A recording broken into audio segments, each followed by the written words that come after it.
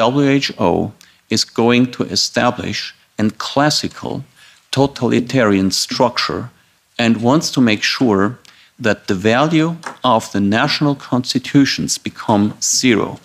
And if you analyze well these international health regulations, you will find 5 elements that show that very clear. Number 1, there's a mechanism of self-empowerment that already exists today, but which will be enlarged to a horrible extent. It will be even more simple than until today for one person, the general director, to declare a public health emergency of international concern. I spare you with the details, but he can simply just say the word into the microphone. Second element, all what WHO will publish under the title of recommendations will become mandatory. I gladly stay at disposal to any media to prove that. There are still today many officials who say the opposite, who say, no, this will just be recommendations, not mandatory. That's not true. They will become mandatory. Number 3, fundamental rights. With such a regime where you have one person declaring emergency law, having all the power to make recommendations that are legally binding, you don't have to even discuss about human fundamental rights. And whether they are now still crossed out in Article 3 or whether they might put it back into, it will not change the result. There will be no effective protection on the country level for fundamental human rights. Number 4 is specifically frightening because as human beings and trying to pursue the ideals of the Enlightenment, as very well explained by Matthias Desmet, we depend on the right information. Now, in both of these instruments, in the new pandemic treaty and in the amended health regulations, we have both provisions that clearly say WHO shall be the only sole institution on the planet that will be allowed to define what is the truth in health matters, including censorship. And the 5th point is that there's no mechanism of correction.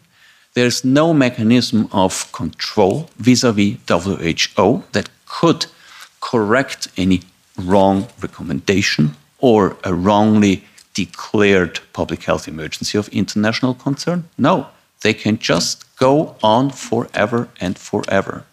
And all of this, of course, we know, it is done in the interest not of our health, but in the interest of those sponsors who define the true strategy behind it. Now, it doesn't take a study of law to come to the conclusion that this will heavily affect and reduce the ordinary structure of our constitutions actually to a minimum. There will be no separations of powers. There will be no checks and balances. This principle of the rule of law will be as abolished and replaced by the rule of emergencies. And most notably, there will be no human rights. Now, this is so powerful, and we have seen that this message has not come across to the public. And there has literally non-debate taking place in any parliament with very few exceptions. And I shall mention one exception, is Andrew Bridgen, member of British Parliament, who rightfully persisted and insisted in bringing this topic to the floor of the House in the British Parliament. And he succeeded. And I'm honored that he is here with us today, Andrew Bridgen. And so does also Gerald Hauser. He did the same. He made the case in the Austrian Parliament that WHO's power structure should be made a topic of discussion. Now, I come to the point, it is all about how can we engage the parliaments? How can we engage the public? And this initiative of today is a very, very valid tool of starting public awareness and starting public debate in an international level on an international stage and then continue with informing people. Because I'm sure about one thing.